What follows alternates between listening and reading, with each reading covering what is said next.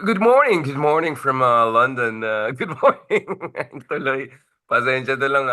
Shoutout sa Ben Tulfo team. Pasensya na I didn't turn out as many people expected. Sisihin natin mga surveys. Pagalitan natin mamaya si Clive Arguelles and the rest. But bago natin babardagulan itong mga survey agencies at saka mga kaibigan natin, kausap naman natin isa pang abogado na medyo ano rin, medyo palaban rin.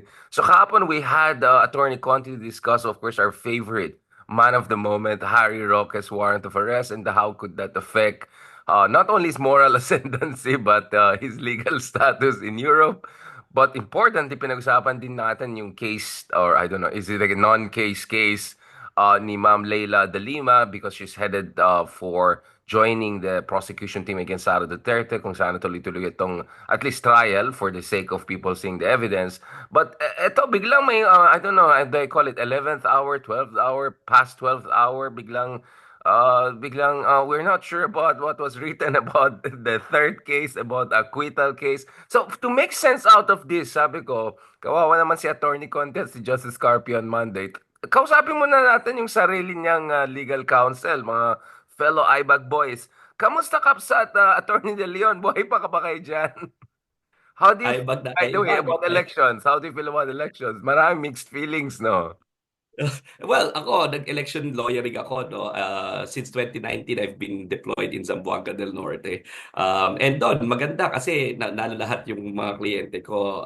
Wala ni isang halusos na nanalo this time, no? So, yan yung nangyari doon sa 2025. So, pero syempre, dahil election lawyering ako, 40, parang mahigit 50 hours akong gising, kaya talagang ibag boys, no? But alam mo yun, mixed feeling ngayon yung yung election. At least we have a lot of winners, but meron naman itong kaso na nangyari sa Court of Appeal. So sabi ko, panira naman tong development na ito. No? Yan yung aming naramdaman, no? Sa aming palagay na malaking pagkakamali yung nagawa ng Court of Appeals. Ito yung tinatawag namin sa law na reversible error, no? Reversible error. Sa dulo na lang ko tanongin more about the election kasi mapahabang discussion natin kung discuss natin yung may ibang nanalo ng parang, wait, bakit siya nanalo? But at least, well, dude, exactly what we hope happened, right? Sabi natin, Chel Jokno, exactly dalawang natalo. Dalawang may spot. I mean, that was creepy, right? And biglang andun si Leila, andun si Chel Jokno. Akbayan made it, my man. And Mamayan Three Liberal, seats. top Three 15. seats. Top 15 ang Mamayan Liberal. First shot pa lang. Grabe, para. Are you... That was like shocking good surprise yung Akbayan and Mamayan Liberal, no? We were just discussing this for the past few months theoretically, no? No, shoot, it's happening, brother.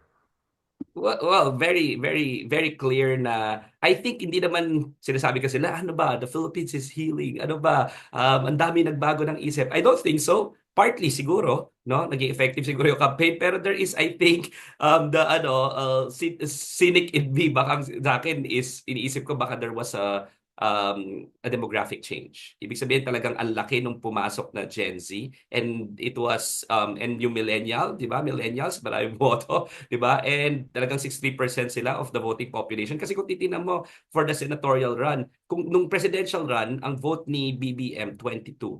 Tama, 'di ba? 22 million. Sorry, 32 million. 32 million. Ang vote ni Lenny around 16 million, halos doble, no? Pag pinagsama mo 'yon, around 48 million. Pero ang highest sa Senate ngayon, 26 million votes lang. Ano ibig sabihin doon? Mukhang ang daming hindi bumoto ng 12. And yung, I think yung, Undervoting. oo, Undervoting. block voting talaga, 2, 3, 4 votes sa senators lang. Kaya siguro ang laki rin nung search ni Kiko and ni Bam because yung demographics became a little bit more strategic. Sabi nga, kausap ko si Clive Arguelles nung isang araw. Sabi ko, ano ba sasabi ninyo? Yari-yari kayo mga survey firms. Ngayon na. Sabi niya, of course, 11 out of 12 naman daw na predict nila. Usually nasa top 10. Yung placing lang, yung naging problema. Yung placing daw, perhaps merong last minute changes na nakita nila precisely from the survey kung ano nangyayari. Kaya nag-strategize sila na, hindi tatlo na lang boboto ko para sila lang yung aabante. It makes sense. It makes sense a little bit, no? So, sabi ko nga wag natin masyadong awayin yung mga survey firms. They have their value at saka hindi naman sila crystal ball, no? Uy, May huwag tayong ganon. Si Malu naman, nakuha naman niya yung number 2 si Bam. In fairness naman si Malu. So, proud Oo na nga. proud siya na magkasama kami sa ano.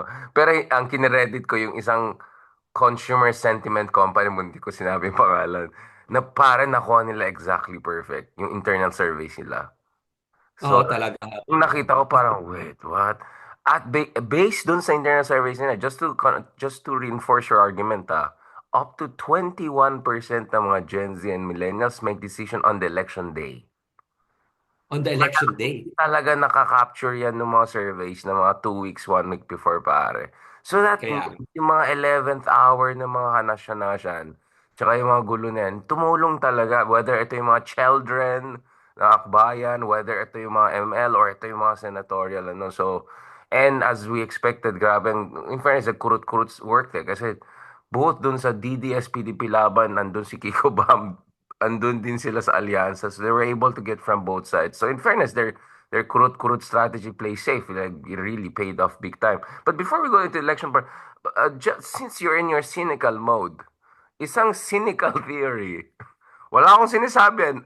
I'm not saying that. They say na baka may mga DDS appointed dyan ay medyo may kate to get rid of some itch.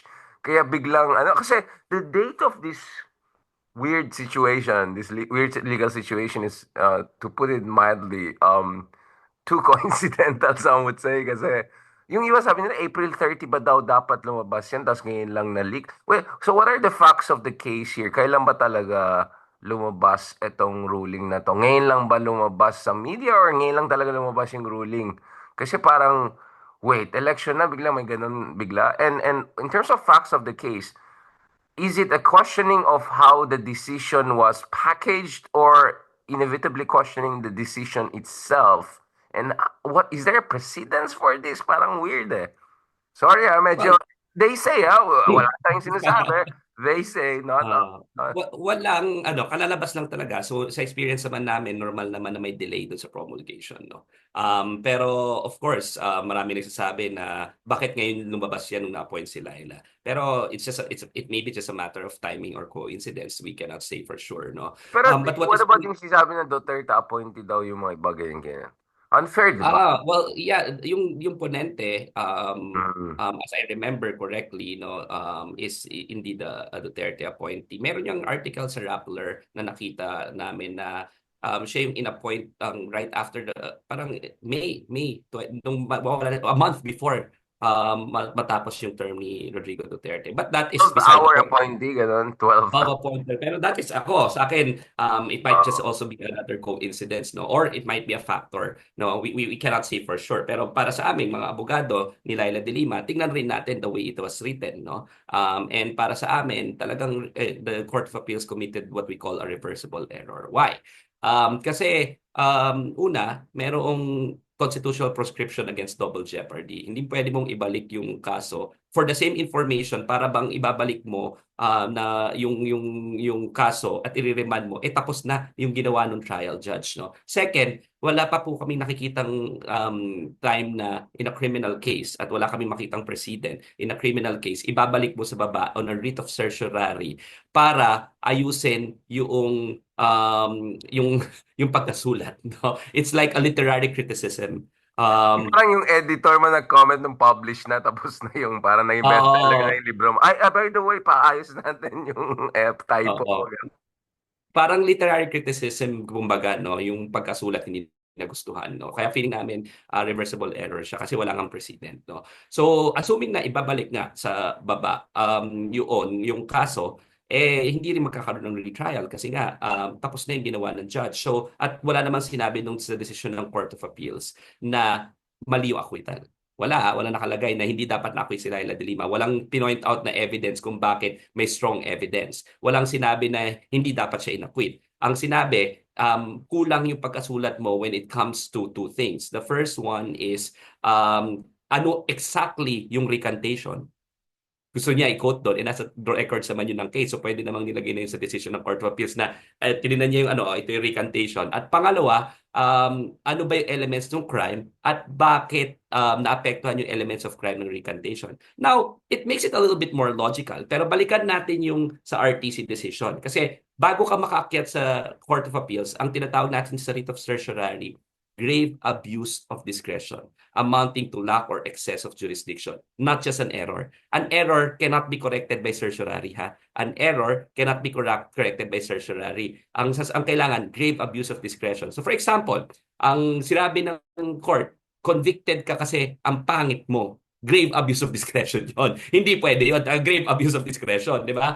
Pero kung meron lang pagkakamali, ang daming Supreme Court cases na sinasabi, error yan. Hindi yan grave abuse of discretion. And errors, pag final and executory ng decision, hindi ka nag-appeal or unappealable yung kaso, hindi yan makokorek by a certiorari. Anong sabi ng trial court? Ang sabi ng trial court was, criminal case ito, proof beyond reasonable doubt ang kailangan, at noong nag-recant si Ragos, who is the star witness of the government, there is reasonable doubt. For us, that is very logical. And for us, that is more than adequate explanation. In fact, ang dami ng mga jurisprudence na natamper nga lang yung witness, mistrial na, dismiss yung case eh. Tampering lang ha. Ito pa kayang sinabi na star witness mo yan, nag-recant, wala nang proof beyond reasonable doubt. Let's remember that Ragos was in the witness stand for close to 3 hours. I was there. Close to 3 hours. There was direct examination. There was cross-examination by a panel of prosecutors. 15 yata silang prosecutors dyan eh. Marami sila dyan na prosecutors, pero meron silang lead prosecutor na nag-cross-examine sa kanya, nag-redirect, nag-recross pa ulit sila, nagpasa pa ang estado ng rebuttal witness. Hindi nagpatinag si Ragos. Ang sinabi niya, tinakot ako, pasensya ka na Ma'am Laila, tinakot ang pamilya ko, pasensya ka na Ma'am, umiyak pa siya sa witness stand. At ang konteksto nung sinabi niyang tinakot siya, and specifically cited si Aguirre na tinakot siya, no? Ito yung konteksto na ginagamit yung batas laban sa mga opposition. Ito yung konteksto na per the estimate of the International Criminal Court, 12,000 to 30,000 ang pinatay, kasama dyan ng 66 na abogado, kasama dyan ang mahigit 100 minor de edad. So yung overall context, kitang-kita mo talaga na plausible yung pananakot sa kanya at consistent siya. Hindi talaga nagpatinag for that 3 hours, no? And nakita yon mismo ng trial judge. So what does this mean, no? Yung napakalinaw noong desisyon noong regional trial court, naging basis. Hindi mo siya masabing grave abuse of discretion. Ngayon, dapat ba nilagay niya yung element of the crime? Kailangan ba nilagay niya yung testimonya mismo na nasa records naman ng case? Para sa amin, hindi kailangan kasi wala namang nakalagay na requirement yun, no? Pero assuming na dapat ilagay yun, that is a mere error, which is not, for us, grave abuse of discretion amounting to lack and excess of jurisdiction. Pero sa akin, okay yung pagkasulat ng decision nung binalikan namin kasi syempre binalikan namin. Kaya tingin namin, Right. reversible error talaga ito. Is that your polite legalist way of saying, ano tong hanash na to? Is that? It is a reversible error. Yan yung basa Like, namin dito decision. parang ganun. Are you seeing this going to the Supreme Court if ever? I mean, this is Um, wait, wala pang precedents to. Like this is a weird situation. Wala president, pine-prepare na namin yung motion for reconsideration kasi yung Mm, motion for reconsideration kasi you have to give the forum the chance to correct its mistake.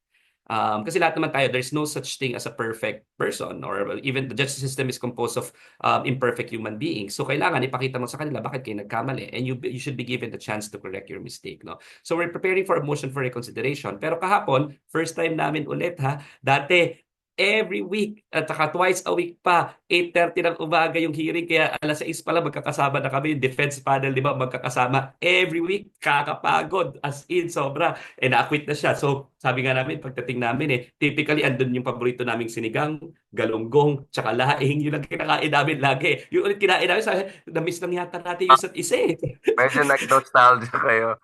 No, Oo. but bro, just to be clear, no, Kapsat, um, Because alam natin yung mga troll farms ay very active na naman ulit, di ba? We'll talk about this shortly because Ma'am Laila is set to join Jaran, the prosecution team. So, Comelec is clear na hindi maapektuhan yung kanyang proklamasyon, no? Bilang congresswoman, no? Elect ng Mamayan Liberal. In terms of legal phrasing, siguro ano na lang, constructive advice na lang sa media friends natin. And may mga tanong din si Ma'am Eden nagtatanong. To say na na-void yung kanya acquittal will be a grave legal mischaracterization. Is that what you're saying? I mean, like, what's the situation now, basically, in terms of description of the status quo? Well, alam mo, naiintindihan ko kung saan sila nanggagaling eh. Pero ang more accurate way of saying is na void yung decision, hindi na reverse yung acquittal.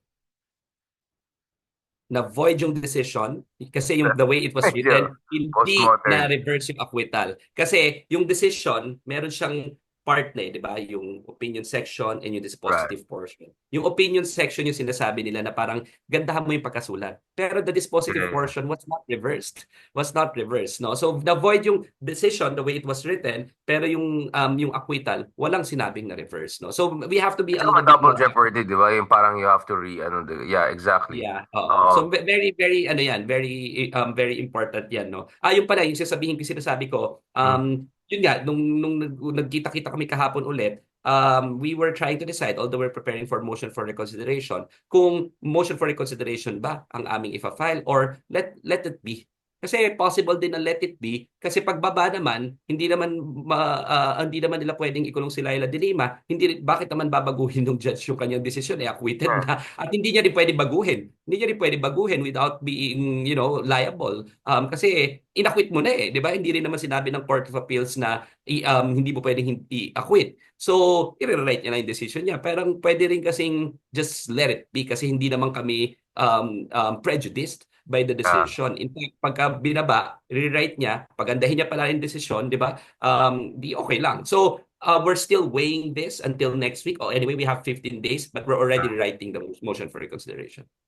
Right. It's again, so in fairness, Attorney Conti made similar siguro because journalism din ang background niya. Parang basic sa amin, it's not the conclusion of the kunyari the essay na kina-question, it's just the phrasing of the premise, if I can put it that way. Mhm. Just for people to understand yung legal implication na to. Kasi I hear a lot of null and void and all, and buti nga yung COMELEC made absolutely clear, no, hindi ito maapektuhan yung kanyang assumption of the position as Congresswoman. Now, before we might say something that may come off as casting aspersions, because I know you have to be professional about this. I'll get Justice Carpenter to say something interesting na lang later on kasi he'll bring in the Supreme Court perspective. Um, Attorney Dino, so eto na, it's happening. She's invited to the prosecution panel to the degree that you can share. I know, of course, these are my element of discretion, and in this discussion, this is a sensitive discussion. First of all, how do you feel about her joining the prosecution team? How important it is for someone like her to be prosecution team? Because sasabihin ng iba, pinagalitan ko yung iba yung parang, oh ano to, payback time. Sabi ko, last time I check, hindi yata payback ang tawag dyan pag, you expose or, di ba? And by the way, I'm hearing this from opposition people na medyo makaliwa na, kasi ang phrasing nila is, ano to, nagsasama mga dilaw, pink, and red versus Sara, parang ganon. So parang, okay. First of all, let's not forget, there's a case here. And second, isa sa mga pinakamalaking biktima si Ma'am Leila. And she just Mhm. happens to be a lawyer and a good one, right? I mean, could you explain to me the circumstance of her joining the prosecution team for people to get it right? Super surreal for us, no? Super surreal for us na si Laila nandyan. Pero just in relation to the Court of Appeals case, and nakita ko lang kahapon na ang nagko-comment si Salvador Panelo about this Court of Appeals case. Ang nagko-comment si Harry Roque. Ang sabi ni Salvador Panelo, baka raw i-issuehan daw ng warrant of arrest kasi magkakaroon daw ng retrial, makukulong daw ulit, void daw yung acquittal, no? Nagulat lang ako na ang unang nag-disclose sa publiko is si Salvador Panela. Ibig sabihin, minomonitor nila tong case, no? Having said that, it only So shows that that's why. Sorry, sorry. I know this is an aside to you, but I know this is very important to Salvador Panelo that he came ahead of Harry Roque. Like, suddenly now I feel for Harry because there's no way Salvador Panelo is gonna be the star on this. And si Harry from thousands of miles away, ninanakawan na naman siya ng spotlight. At I mean, si I Sal don't even know. Panelo, You know their dynamic, right? Those two guys. Si oo. Panelo, Si Sal Panelo, ang who, nauunang na-interview pa sa akin kahapon. Na-interview siya. May Duterte statue sa likuran. Tapos yung next question sa kanya, ano pong sabi niyo, masasabi niyo kay Harry Roque? Ang sabi niya, abogado naman siya, hindi ako naniniwalang politically persecuted siya. Umuwi muna siya bago siya magsalita. oh my God. Sabi niya yan, ha? Pero before that, ang sinasabi niya, yung kay Laila de Lima. Pero going back, gusto ko lang sabihin, dalawa sila nagsasalita about this case. Ibig sabihin, minomonitor talaga yung kaso ni Laila de Lima Wait, nung dalawang ito at ni monitor Duterte. because my access to information. Kaya naman Hindi, para tayo. sa akin, halata na wag na nilang i-deny na they were behind the political persecution of Laila de Lima. Right the moment that this was, sila yung nagkokomento, nauuna pa sa mga abogado ni Laila de Lima na nagkokomento. So, ibig sabihin, very interested si Rodrigo Duterte at ang mga Duterte sa kasong ito. Because they were behind the political persecution of Laila de Lima. Them speaking ahead of even the lawyers of Laila de Lima goes to show that they were behind the political persecution of Laila de Lima. Sila talaga yung nangunguna, no? Dito, no? Bakit? Bakit kaya nila ito ginagawa? Kitang-kita na takot sila kay Laila de Lima. Lalo na ngayon na mag-a-assume na siya sa bilang prosecutor. Kasi si Laila, ang karakteristik niya, tandaan mo, nung Secretary of Justice yan, ang dami niyang pinukulong, regardless of who you are. Mga institusyon sa politiko, di ba? Juan Ponce Enrile, Gloria Macapagal Arroyo, Bong Revilla, Jinggoy Estrada, sabay-sabay yan, Napole Scandal, inimbestigahan yung Iglesia ni Cristo, sabay-sabay yan kay Laila de Lima, no? Kasi si Laila will do what is right always. Pinakulong nila, 7 years. Well, pinakulong siya ng 7 years, no? Unlike all other politicians, Laila never failed to speak out on every significant issue.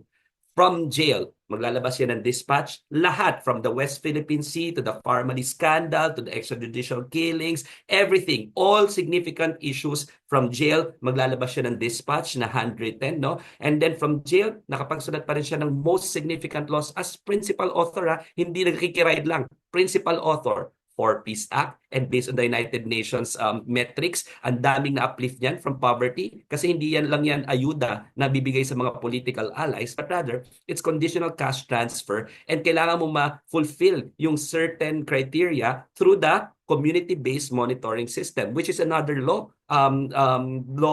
principally authored by Laila de Lima. She also authored the Magna Carta of the Poor. 'Di ba? Siya rin nag-author ng Senior Citizen Commission Act as principal author from jail, no? So she continues to work hard kahit na ipinakulong siya. Ngayon hindi na siya nakakulong. So takot na takot ba sila kay Laila de Lima na gagawin niya na yung trabaho niya na hindi na siya nakakulong at prosecutor pa. As the prosecutor, tandaan natin na outstanding lawyer bago naging the chairperson ng Commission on Human Rights, si Laila de Lima. Election law pa, napakahirap ng election law. Pero hindi lang yon, bar top notcher yan. Nag-chairperson pa ng Commission on Human Rights, nag-Secretary of Justice pa, no? So alam nila na ibang klase. Sasamahan pa siya ni Chel Jokno ng Akbayan. Di ba? So, alam mo, great Mic drop. addition talaga Mic sila. drop. Great addition talaga. So, I'm super excited to see both of them. Chel Jokno, alam mo naman, I'm the first batch of Chel Jokno sa De La Kaya nga, Salle University. baka ikaw may pakanan. Parang ikaw yata ikaw yung connecting dots pag ano ko. Wait, bakit sino connection? Tahimik tayo dyan, no? Tahimik tayo dyan. No? Pero first batch ako ni Chel Jokno. So I'm excited to see him once again in court. Kasi when I was still a law student, I was his intern when he was in a Supreme Court case, no? Yung nung friend of court siya.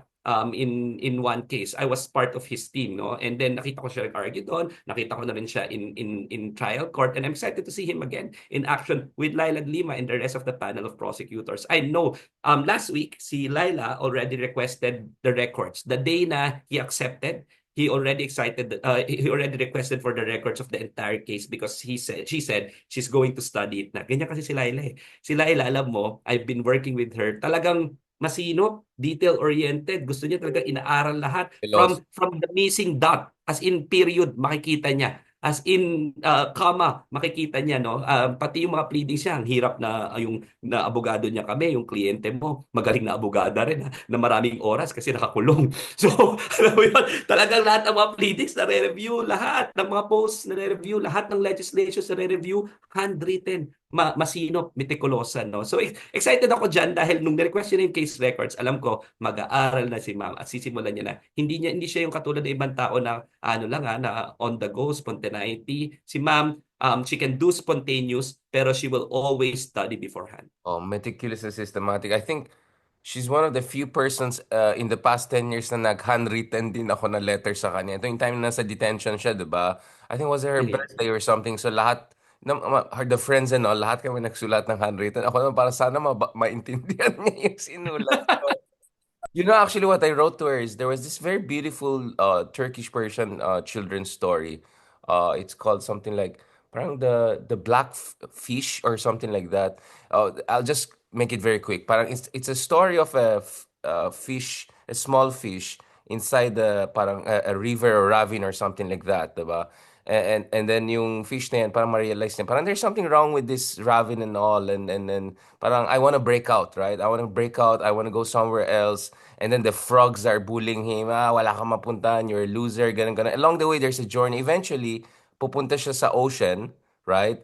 And then sees the world. And then there's another fish there na mamamit niya na sabi niya, oh, welcome to the reality. And then suddenly, I think a boat or something comes and muntik mamatay yung kaibigan niya, goes and save that fish. And in the process gets martyred. And then suddenly, the end of the story is there are 1,000 new golden fishes listening to the story of that little small blackfish who dared to go out and sacrifice his life. And now those 1,000 fish are inspired to go into the ocean. Like, I mean, I was very emotional when I wrote that because that, and parang my point is that she is that blackfish, right? Like, imagine, um, like, she turned down the chance on multiple occasions, diba, to just cut a deal, diba, and go out. So it's Walang ano, when you walang question moral ascendancy of Harry, it's not just moral ascendancy, di ba? Parang maya ka sa balat mo. Ikaw tumatakas ka sa hustisya. Itong tao na to, what she had to endure, di ba? And she almost got killed. Pinag-usapan na, interview ko siya right after she was freed, di ba? Na yung Abu Sayyaf guy ba yan or something, yung terrorist guy, di ba? And flattered, yung that abuse was bukal. also, maybe that was also scripted, I mean, like, mahirap magsalita. But we don't want to cast aspersions on our very credible people. Um, so yeah, I mean, you're right. She's absolutely meticulous, and we were shocked when we get letters from her na handwritten. It's like, wow, she really makes effort. Si Walden nga, si Ka Walden talagang na love niya yan si Ma'am De Limas, and his threshold of respect is really high. Without giving away that much, so when it comes to the prosecution team, dapat ba kabahan talaga ang mga Duterte ba? Like ano ba, babardagulan ba nila si Sarah? And sino Ah, ba yung lawyer ni Sarah? Kaufman the second ba? Or Panelo the third? Like, Ako, sa akin regardless kasi ibang klase yung addition ni Laila de Lima at Shell. Pero ako naniniwala ako kahit wala sila doon, considering that the evidence that I've seen, the evidence is so damning. Nung tiningnan ko yung articles of impeachment that was actually filed in court in the regional in the Senate, tiningnan ko binasa ko isa-isa.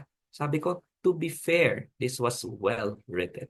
And I asked, sabi ko, sino mga nagsulat? Magaling, maganda yung pagkasulat, no? And then nung tinitingnan ko yung logical implication, nakakatayo ng balahibo yung ebidensya. Yung ebidensya nila na kitang-kita mo talaga very clear na corrupt. There was extreme corruption. Kitang-kita na all the claims there are consistent, 'di ba? Are consistent with evidence. So may ebidensya bawat isa, 'di ba? Yung first one is yung conspiracy to kill, 'di ba? Yung contract to kill niya. And nanggaling mismo sa kanya yun. Kitang sa kanya mismo, lumabas mismo sa bibig niya yung conspiracy to kill and sinabi niya and he agreed and I contracted somebody to kill and he agreed, 'di ba?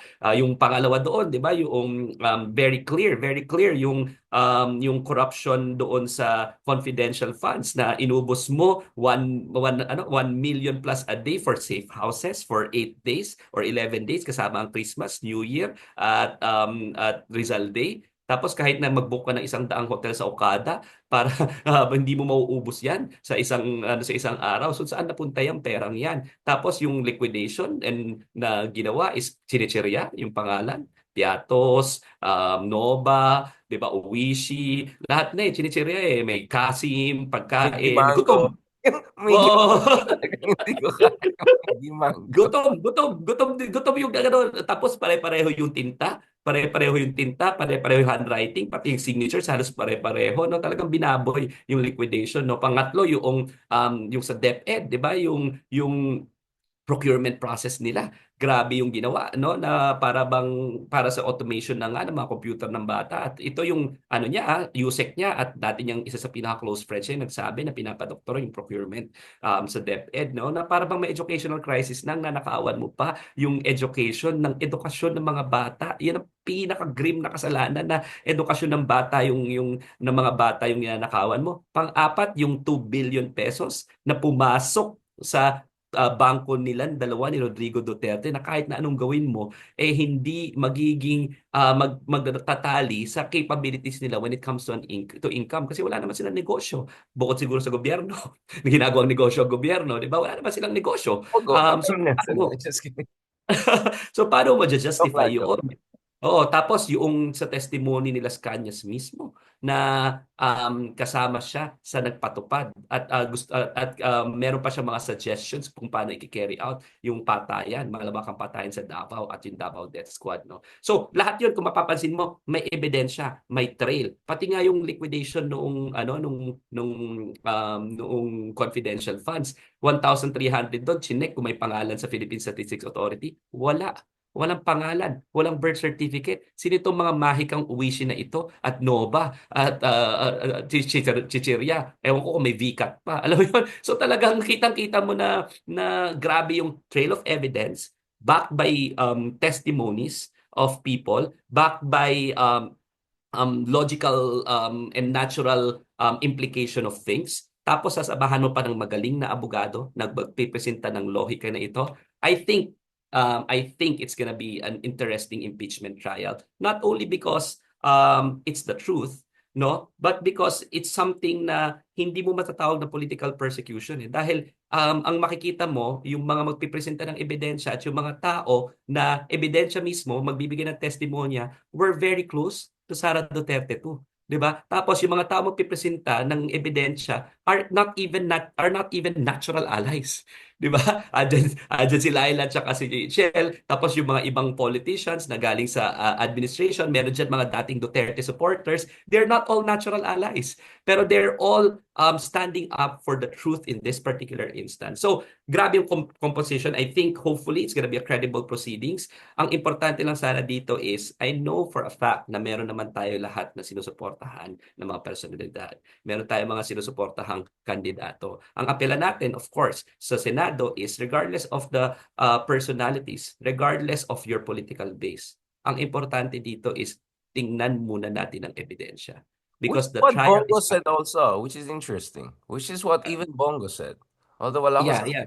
I'm not saying there's anything inside the house of Duterte. Ayan na naman tayo. Sabi nila, chismosa naman tayo. Ito, very last part, bro. I know you have to leave. Ang dami niyong gagawin. Ako, I'll just try to get some rest ulit ng konti bago mag-check out. 4:30 AM, grabe naman kasi yung Londoner. Londoner, tapos narinig ko pagkatapos mag-London, magpa-Paris pa po, mga Ano kaibigan, lang po? sana all. Paris, Cubao. Paris, Cubao. Pwede ba sa Cubao lahat? Pares, Pares. Masarap yung Pares with soup and rice.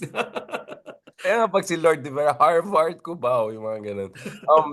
Last point, bro. Okay, so I think this really goes to where we started, which is, okay, pasok si Bam, boom. Pasok si Kiko, boom. Very high ranks, boom. 20 million in the case of Bam. Um, Chel, Laila, Akbayan, tatlo, everything. Okay, good, great, fantastic. But it's just numbers game to eh. Dalawa lang sila. And to be honest, I know may mga nagagalit na naman sa akin as usual kasi sabi ko, parang nasayang si Heidi, parang may chance pala siya. I mean, she got more votes than Willie Revillame with like with barely half of his awareness level. So imagine, ano implication nun? All she had to do was just to be shown around more a bit, right? And konting ganon, she would get 10, 12 million votes. Baka more pa than Ben Tulfo. So, ang laki nung ceiling niya eh. Na ang laki nung potential niya. So, in fairness ka naman kay Ma'am Heidi, kaya nga I reposted part of my interview with her. Wala naman siyang, ito again, casting aspersions on others. But I just felt it would be quite, unfair not to look at the possibility. Kasi sa kabila, nakapasok pa si Marcoleta. Tapos si Amy pa, sumabit pa, di ba? Natalo pa si Ben Tulfo. Sorry, so pasensya na talaga sa Ben Tulfo. Medyo na-over-encourage ko sila. Tapos there's uy, Camillenial natin. Camille, finally, national level. Kasi wala na si Mami sa eksena, so balance in the universe daw ang nangyari. So, basically, ano bang dapat gawin ng, for the lack of better term, itong mga pink progressives na nakapasok na against all odds and in such fashion, like really number one Akbayan, ML first time pa lang na top 15. Tinitignan ko, yung angkas nga, 100,000 vote lang yata nakuha nila, di ba? Imagine like, you were up against this big competition sa party list. And then, of course, BAM number two. Oh my goodness, like 20 million votes for pink candidates. That's insane. Si Kiko nga, akala niya fake news na number 5 siya. Eh. Like, it's hilarious. But that was his rank also in 2007. So maybe there's a thing about number 5. Um, so basically, it goes to our discussion the other month, diba, bro? Which is, okay, so what is the next thing? Anong mga kailangan gawin itong mga pinks, given their limited numbers but strong performance nevertheless? And how to lay the ground for 2028, which I think will be very exciting and very open race. Whether ma-impeach si Sara or hindi. Actually, I'm optimistic. Even if hindi ma-impeach si Sara, I think still it's going to be a very interesting race. Kaya, Senator Bongo, I really encourage you to run for president. But anyway, go ahead, bro. I just want to say that I will not pretend that it crossed my mind na siguro kung tumakbo si Chel tsaka si Laila ng Senado, makapasok sila. I just wanted to say that. True, I true. just Pati wanted si to say that. Trillanes, to be honest. Sorry. I just wanted to say Sorry, that. sorry. Syempre, alam mo naman, limited na may resources, naiintindihan ko naman. Pero I just wanted to say that. And it crossed my mind. It crossed my mind. Because I'm always very frank to our friends, di ba? Baka nakapasok. Having said that, no, I already said, and I'll start next week. Sabi ko, I'll start next week. I'll be convening a group of those people who don't have groups yet to do a postmortem. Ito yung kinaiinisan ko dati na masyado tayong heartbroken din, di ba? Na walang nag-postmortem, wala lahat. And then sabi ko, consolidation starts day 1 next week. Pahinga tayo ng 1 week. Ewan ko kung I can call this pahinga because grabe this week na nangyari. Pero Pahinga we have to from start one next week. trouble. We have to start next week, 'di ba? And sa akin, yung consolidation is important, talking to each other is important, 'di ba? I've specifically already also told our friends, including Sen Risa, na I think we should convene. And sabi niya, magpapakonvene naman talaga siya. Alam mo si Sen Risa, sinabi na yon noon pa na she will convene a discussion after right after the elections on what should be done as an opposition, where are we going, no? So we have to get our acts together because I've always believed na success is by design. It's deliberate and by design. We cannot rely on accidents anymore. We can't rely on political shifts. It has to be by design. We should control what we control. It has to be deliberate. So ang kailangan gawin is for everyone who voted for Kiko, for BAM, for ML, for Akbayan, and for all the progressive groups, no, we have to get our acts together. And we have to make sure that there is a strong showing in 2028. No, I think this is the time Have an wherein. open discussion, right? I'm sorry to cut you kasi bro, may mga nag-shutdown sa akin eh. Like, oh, ikaw na naman, Richard, nag-iintriga ka na naman. Sabi ko, no, dude, this is called strategizing for heaven's sake. I mean, yes, you have some success, but you can have even more success if you learn the right lessons. I mean, they already are building Jimmy Bondok for the next generation of DDS. Just to put things in context, Jimmy Bondok got what, 10 million votes? So he will build on that. Hindi ko na alam kay Philip Salvador kung may epektibo pa siya. But as we speak, the DDS is already planning also their next Huwag kayong generation. malasing. Huwag kayong malasing na sa small success Exactly. natin. Minority pa rin tayo. Exactly. Dadalaway na panalo natin. Iilang seats lang yung panalo natin sa House of Representatives para naman tayo nabigyan ng crumbs. Masaya-masaya na tayo. Baka malasing tayo sa small victory na ito. No? And alam mo, they still have more resources. They still have more political machinery. And alam mo, pag nasaktan yung mga yan, tandaan mo, pag nasaktan ang mga tao, mas may drive sila to counterpunch, di ba? So, very important na let's get our acts together, wag tayong malasing, at yung tingnan rin natin yung movements ng kabila, how they're going to be more strategic. In other words, we're inspired, meron tayong fire dyan, gawin na natin yung fuel to move, yung fire in our belly to move, no? Pero let's not lose sight of what is real. Ang totoo, wala pa rin sa atin ang terrain, wala pa rin sa atin ang logistics, wala pa rin sa atin ang machinery to win. And if you don't build that, your fire in your belly will not be enough. Your sheer inspiration will not be enough. It will not win the elections. No? It will not. Diba? So sheer will also probably might not be enough. Preparations, preparations, preparations. Sabi nga, di ba yung cliche, if you fail to plan, you plan to fail. So kailangan, let's get our acts together na as soon as possible. Yeah, and again, I don't want to be dismissive. There was some element of luck in a sense that because there was dissatisfaction cutting in both ways, in some ways nag-work itong strategy na basically played safe, 'di ba? Obviously, I came from a more critical side when I say played safe, kaya I use the word pa safe. So my worry here is that people might get the lesson na ayun pala, pa-safe lang tayo, baka we'll make it all the way to Malacanang. So I fear we might also learn the wrong lessons from this success. So I'm not denying this was an amazing success, but at the same time we have to discuss eto ba talagang lesson carrying moving forward? Kasi it's gonna be a different situation come 2028 and that's gonna be even more high stakes race. And whether you're ranked 2 or 5, tama ka, numbers game to, dalawa lang na panalo mo. Sana tatlo, apat, DDS, arguably, 5. No offense kay Camille, but, di ba? So, that's why I'm saying, yun nga, kahapon I was talking to Christina Conte, I was saying, ang isang basa ko is, meron tayong microculture problem. Kasi sa mga ibang bansa, katulad natin, Latin America, yung mga ganun, na medyo third world din na maganda. Sila, pag nag-aaway sila, karinyo brutal, di ba? After that, mag-samba na sila, okay na sila. Pero may nagsabi sa akin sa loob ng Liberal Party, alam mo, Richard, yung style mo na gano'n, maraming magagalit sa'yo, yung mga, ano term ni Chris, mga madam, mga madamdamin. Maraming madam, Mm. di ba? Ikaw, you know better than Grabe sa Pilipinas yung political correctness na parang kailangan oo, yung masasahihin mo yung ego and medyo madam walking on tayo. eggshells at magtatampo at parang tapos ka na sa akin, di ba? Wala ka na. Hindi ba ka go beyond? Baka go beyond. Dami Yung mga yan. meme.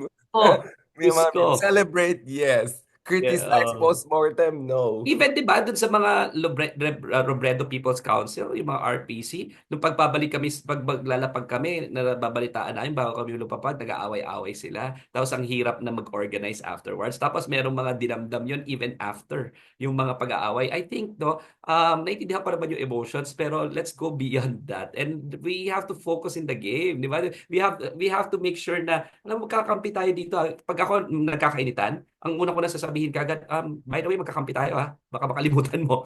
Baka ako na kinakaaway mo. Magkakampi po tayo dito and then let's take a look at the bigger picture, no. So, ito pala gusto ko sabihin, important na sa 2028 elections, full slate.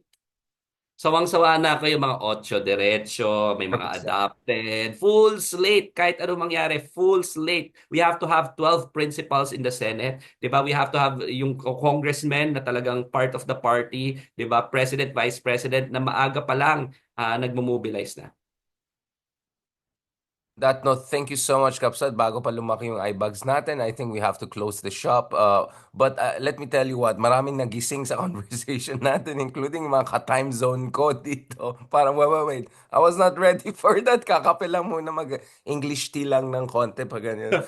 So, mga madam, love na love ko yung term madam damin. Maraming, so dun sa mga madam damin na na-hurt natin throughout the years, pasensyahan na lang, but I hope you understand where we're coming from. Just in case, sisisihin nyo na lang si Dino De Leon for enforcing my instinct of being Bardagulan. Salamat, Kapsat.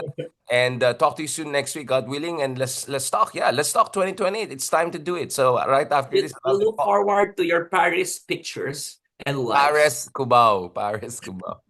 Wala nga ako napopost ng picture eh. Kasi nag-Budapest din ako. Actually, mas maganda pang Budapest. But easy peasy. Lemon squeezy. Talk to you soon, brother. Ingat and Bye-bye. good luck dun sa non-casting aspersions court case natin. Salamat. God bless.